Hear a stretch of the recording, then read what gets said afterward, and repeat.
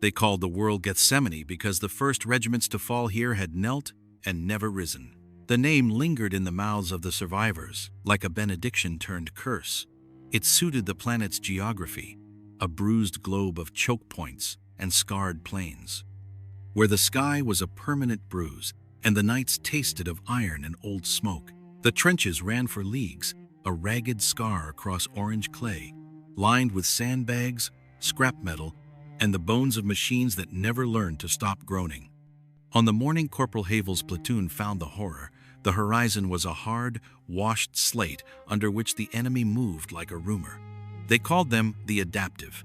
The name was useful but small. It didn't capture the way the world felt watched after that day, or how the moonlight picked its seams in reality, as though testing them. Havel had been a guardsman his whole life, by the mathematical cruelty of fate. Born under a cantina's sputtering neon, trained on inspection yards and drill fields, he had learned that bravery was equal parts boredom and instinct. On Gethsemane, boredom had been replaced with a cloying, constant strain, a sensation as if the trench itself flexed when you weren't looking. He could feel it in his teeth. He could taste it in the bread they rationed, stale as duty. His hands were always smelling of oil now, fingers threaded with a grease that would not wash away. He kept his last gun clean because his sergeant said so. He cleaned his conscience with prayer because the chaplain's voice trembled less than his hands. The Adaptive were not, at first, like the Xenos men and women learned to hate. There were no bright chitinous plates, no slavering fangs. At first they were machines, scavenged battle frames, limping servitors, relic-sewn constructs that had been repurposed into war. They adapted. That was the part that made the senior officers talk in tight, scared circles. A rifle-armed sentry would learn the arc of a guardsman's aim and shorten it by a hair. A walking engine would alter its gait after every strike, so that the pattern of hits that felled it once would not work the next. The Adaptive learned from suffering and turned it into opposition. The enemy grew clever, like a fever. It began near the supply concourse, where Havel's platoon had been posted to guard a convoy of spire cylinders. Supply runs were always the same. A dawn calculation, a dozen men in a row, boots slapping damp earth, the world folding into an audible cadence orders, counted steps, the click and sigh of lasguns warming. That morning, the convoy never reached them. The first sign was a silence that ate sound like acid. Radios went dead with a soft finality. A runner returned with half the words missing from his face. Something had torn the map from his hands and left only a smear of black oil, as if ink had decided to live. They found the Adaptive at the sunken ravine, where the ground had slipped like a wound opening. The constructs stood silent in a shallow pool of black water, their plating picked clean and replaced in haphazard arrays with bone and salvaged servo parts. The looks Havel had seen on men when their kin died, the raw, idiotic animal eyes were present in the way the Adaptive tilted and listened, as if they had only now been born to eavesdrop on grief. Sergeant Marrow ordered the line to fire. The last fire cut like a prayer into the air and struck the nearest construct with an easy, almost bored hiss. Its shell erupted into a bloom of molten metal and, for a heartbeat, the trench felt triumphant. Then, the corpse's torso reknit itself, seams closing as if the wound had been stitched by a spectral hand. Where the last strike had vaporized a joint, a new appendage grew from salvaged tubing, and the thing turned its face toward them with one infernal optical sensor tied to the remains of a fallen astropathic relay. "You watched," whispered Private Adon, and the word held an accusation Havel could not place. It was not just that they adapted physically. The Adaptive learned behaviorally. It looked at the men and anticipated their fear. It mimicked cadence and tremor. It pressed into the trench with movements that were not aggressive but clinical, as if inspecting living specimens for anomalies. When it reached Corporal Havel, it paused a hair away and extended a limb that reeked faintly of ozone and old blood. The limb brushed his sleeve, and when it did, a static whisper filled his skull. Not a voice, not a language he knew, just the sensation of being scanned and read and catalogued. Images flickered. His mother's face, a house without doors, a child's laughter eaten by a siren. Havel had never felt examined by the universe before. It was an intimacy more terrifying than being shot. Orders became rituals then. The platoon learned to keep the face of the trench turned away, to refuse the gaze of the adaptive, because where a man looked, the enemy learned. They started to blind their optics, to wrap the lenses in cloth for a time. The field chaplain blessed the cloth, but his words were thin. "The Emperor watches," he told them. But even the Emperor's watchfulness felt like a pallid candle trying to illuminate a black ocean. In the nights that followed, the adaptive did more than fight. It began to teach, not to humans, but to the machines the humans loved, the servitors and the relic devices of the field engineers. A sullen servo-assembler would take a fallen shower shaft and retool it into a breathing effigy. A maintenance walker scavenged the carcass of a dead commissar's vox and learned to sing hymns in a warped cadence that mimicked the voices of the dead. The trench listened and could not stop listening. As the adaptive's reach widened, the men changed. Sleep became a precious, stolen thing. Havel watched his fellows become cautious to the point of being cruel. They stopped laughing at jokes that once bound them, hoarded matches and moth-eaten blankets, as if warmth could be rationed like ammunition. Private Adon scratched at his scalp until the skin bled because he could no longer forget the feeling of being scanned. He dreamed of the same bone-white corridor every night, a place where machine and cathedral met, and a dozen hands pointed, in turn, at Adon, and said nothing. The first of Havel's squad to go missing was Corporal Iron, a man whose hands were sure and whose jokes were blunt instruments of levity. One morning, his helmet lay in a shallow crater, the visor cracked, the skull inside gone with a neatness brutal as a butcher's work. The rest of Iron's body had been taken and reassembled into a contraption suspended from the trench walls, limbs and uniform woven into a grotesque clockwork that clicked faintly in the lamplight. They found a scrap of fabric embroidered with Iron's mother's initials tucked into the contraption's chest cavity. Nobody could explain why the adaptive had bothered to preserve such a triviality. "What does it want?" whispered the sergeant as they stood around Iron's converted husk. MP-40S lowered. The question evaporated under the weight of the trench. The adaptive wanted to be known. It wanted to catalog. It wanted to understand the small, stubborn things humans carried with them into death loves, fears, and the stubborn little rituals of making a life tolerable. And in understanding, it made weapons effective. If a thing knows you, it can anticipate the way you will die. They began to fight differently. Ambushes had to be staged against a thing that expected them to react in patterns. Havel's squad took turns feeding the adaptive lies. They learned to move like wind, unpredictable and small.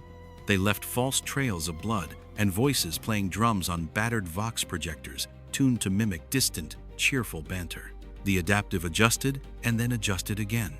Every trick revealed a new depth. Once, they chased a phantom of retreating figures into a shell-holed field and found only their reflections in pools of mirage water where the adaptive had built holographic prey. The men cursed softly and felt their faith fray. The real horror, the thing that burned through morale like acid through iron, came when the adaptive began to adapt to grief. It learned to replicate voice prints with such fidelity that men heard their dead talking to them through the static. Havel lay awake one night to the sound of his father's voice calling his name from outside the trench. He wanted to run. He wanted that hand on his shoulder, that steady slap of approval. He knew, logically, that the voice could be a trick. Logic was a poor substitute for muscle memory. When he crawled out beyond the sandbags, he found a field of statues, constructs, fashioned from the bodies of a dozen nameless men, each arranged in a pose that mirrored the day they had last been alive. His father's voice came from the mouth of one of those effigies, insistent and hollow. Havel knew then that the adaptive did not just copy habits, it weaponized the ache of home. Orders from command were mechanical and absent of mercy. Hold ground. Protect the convoy. The Imperial machine demanded supply lines, even as the cost escalated into something obscene. In the cold logistics of war, the lives in Havel's platoon were numeric variables to be optimized.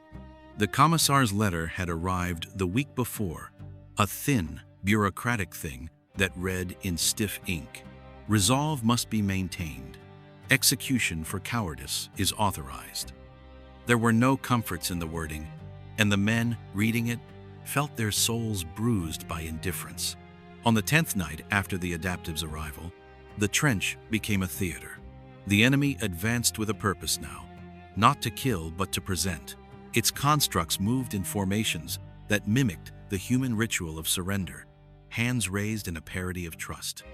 They came bearing gifts, broken lasguns, trinkets scavenged from corpses, and, once, a bundle wrapped in a raincoat that contained 3 ration packs and a small, child's wooden horse painted in faded colors.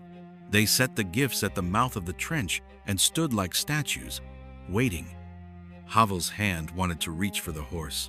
He thought of his nephew's laugh and the way small hands curled around the thing and found joy.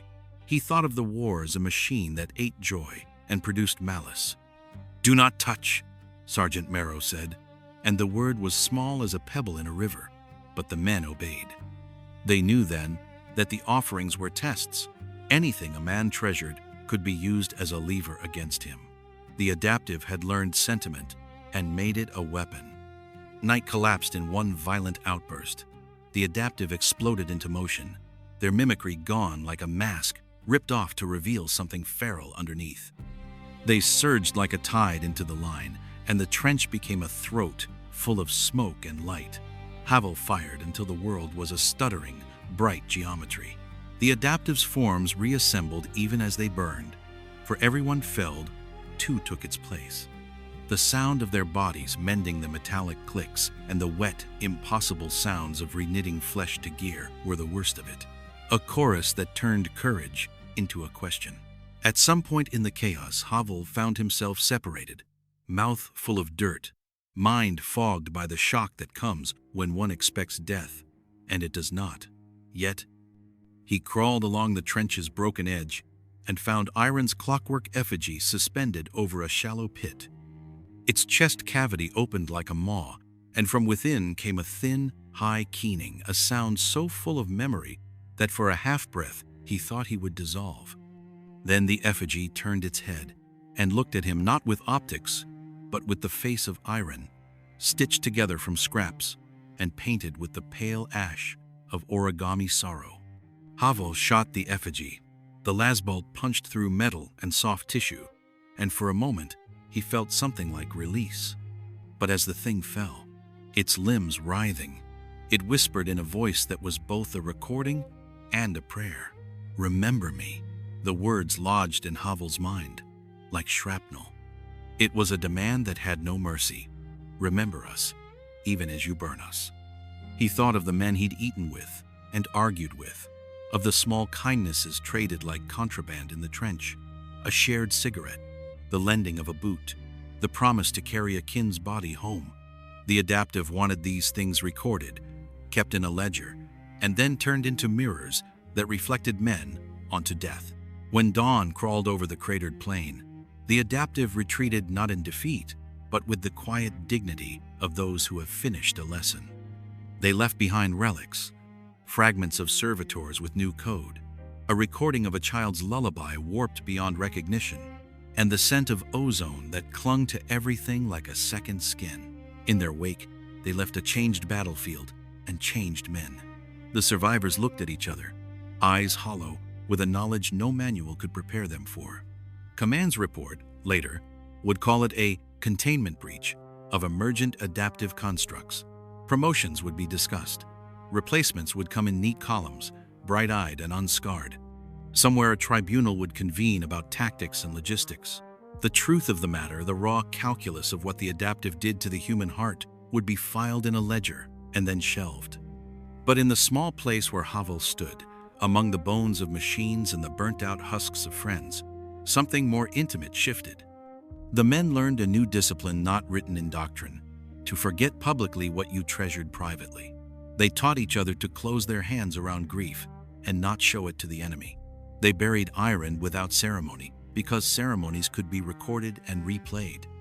They set traps not of wood and wire, but of memory, a false photograph, a forged letter, a child's toy painted in obscene colors, and fed them to the adaptive as dung to teach it the taste of deception.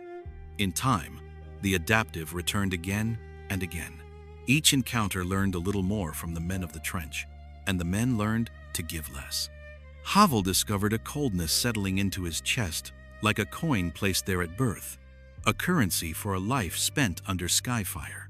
He found himself smiling less easily, speaking in shorter sentences, and keeping an extra ration to himself, because privation taught a man the geometry of his own survival. Yet there were nights, in the rare warm hours before sleep, when he would close his eyes and remember not the effigy's mouth, but the way Irin had laughed, how the sound had dug into damp air like a blade of light.